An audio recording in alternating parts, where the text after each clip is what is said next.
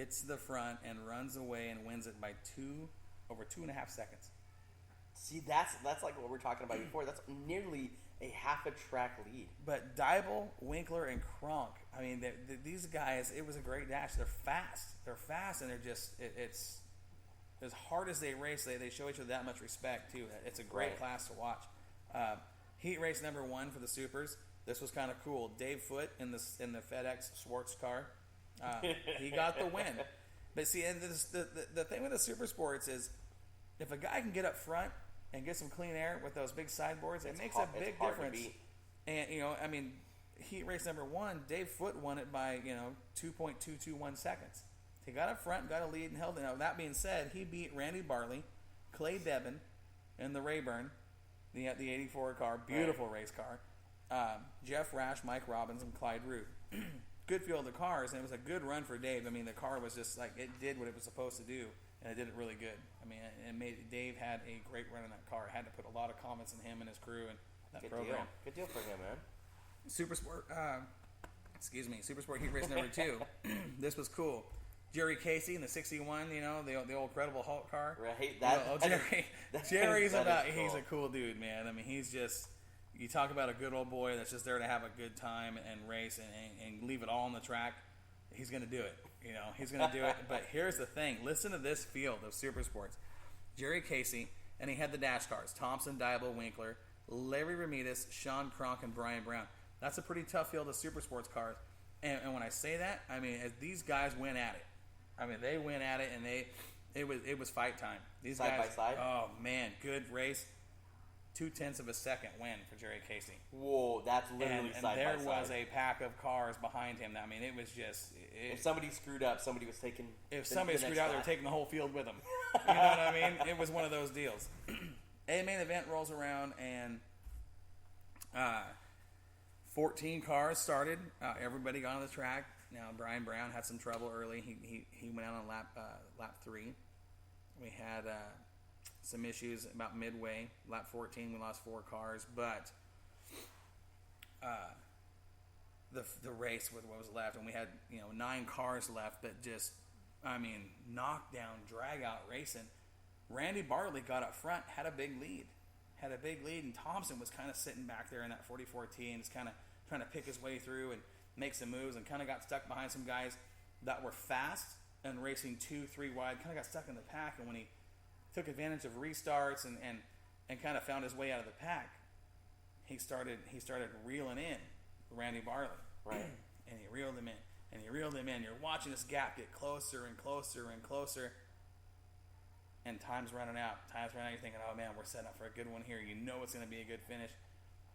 And then we had a restart, and Thompson tried him. It was late in the race. Tried him on the bottom, tried to take a run at him, couldn't get by him. And from there, Randy Barley was just the definition of smooth. The old 13B, I think it's his 3rd win of the year, 3rd or 4th win of the year. I mean, he's having a stellar That yellow year. car is awesome. Yeah, I mean, he's been great in it, and he's definitely got more wins than anybody else in the division. He's the points leader, but he got up front, and it was just nothing spectacular. Do what you got to do to win the race. To finish first you have to finish. That's right. Smooth, drive the car in, not throwing it sideways, just cruising. Consistent lap after lap after lap. Now, that being said, he wasn't the fastest car on the track. I'll tell you who was. Brian Thompson. I was going to say, is it going to be a, yeah. He turned in a fast lap during the heat, 16.815. Okay, only 16-second lap in the field. Randy Barley's best lap was a 17.080. Something that not a lot of time difference between the two.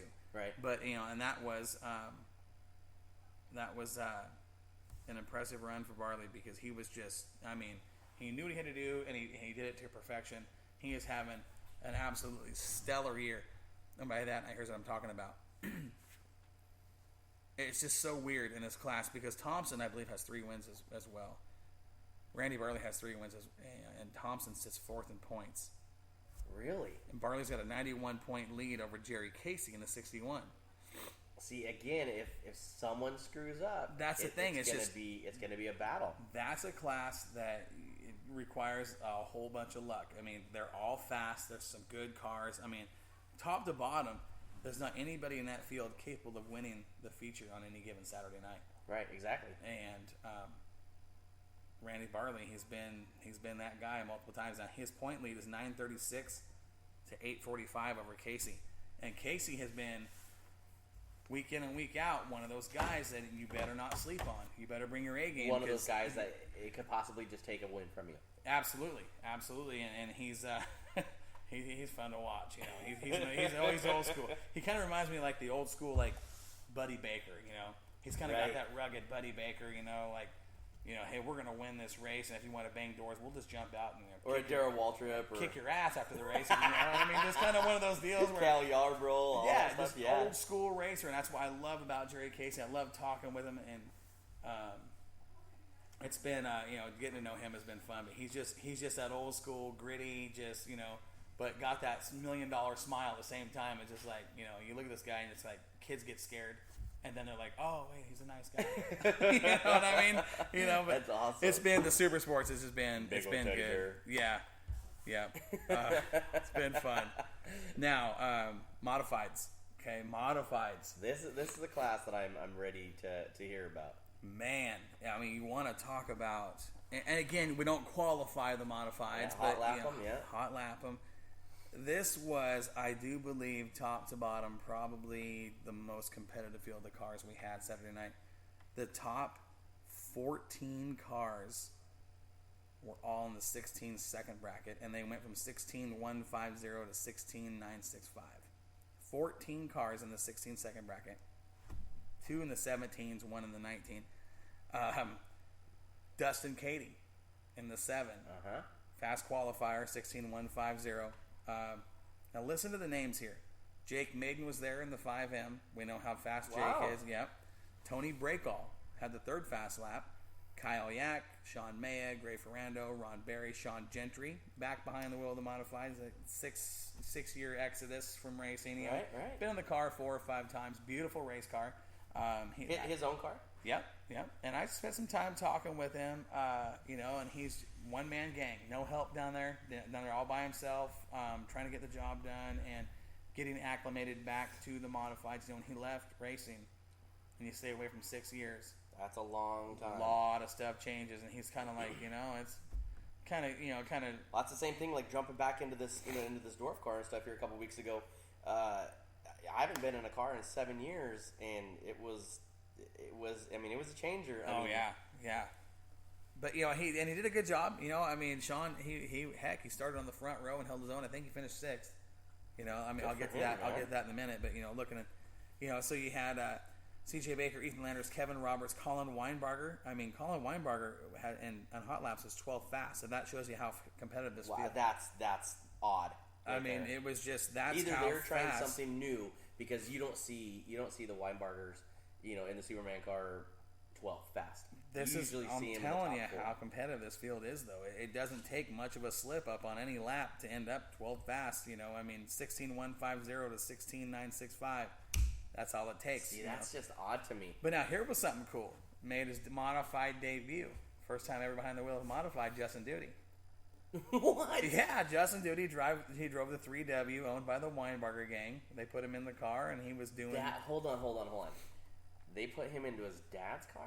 Yeah, he was doing well. He had a good race going, and at one point was actually ahead of Colin.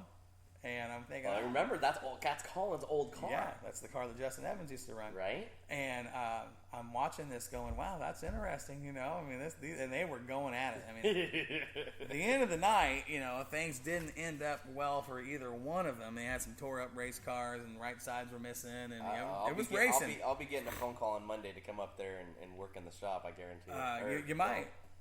I might even get a phone call tomorrow. Well, you might. There was, you know, a lot of tin work need to be done, but that just goes to show you, these modified guys, you know, again, gloves come off, it's go time. Oh, absolutely. And those modifieds, those guys are gunslingers. Trophy Dash. Now, this was kind of cool because first year driver in a modified, Trophy Dash win goes to Tony Breakall. Are you kidding? Tony Breakall got the win, and he looked good doing it. Who else was in the field? Kyle Yack. Wow. Dustin Katie and Jake Maiden. Oh, that's a group to no beat. gimme. No gimme. That is a group to be. Good for him, and he was tested. He was tested a couple times. Kyle Yack was right there with him. And everybody knows how, you don't have to say how fast Dustin Katie is. Right. I mean, he's kind of, and we'll talk something about him here in a little bit.